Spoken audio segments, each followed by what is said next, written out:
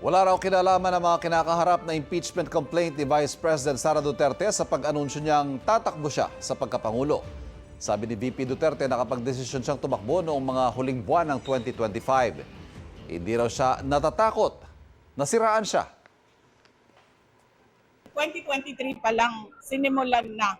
Inassume na ng lahat na tatakbo akong Pangulo at sinimulan na nila yung pagsira sa pangalan ko. So bakit ko pa ba i-delay yung pagsabi na tatakbo ako kung nakapag-desisyon na ako?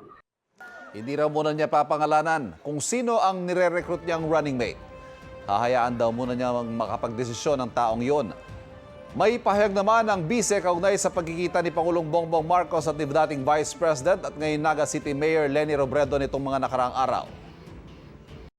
Nagkita si BBM at si Mayor Lenny last Saturday sa Naga.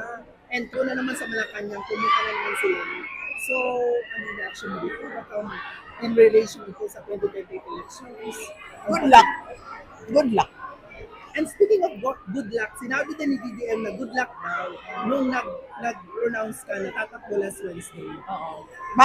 Back at them. Back at you. Good luck. Kapuso, huwag magpapahuli sa latest news and updates. Mag-iuna ka sa balita at mag-subscribe sa YouTube channel ng GMA Integrated News.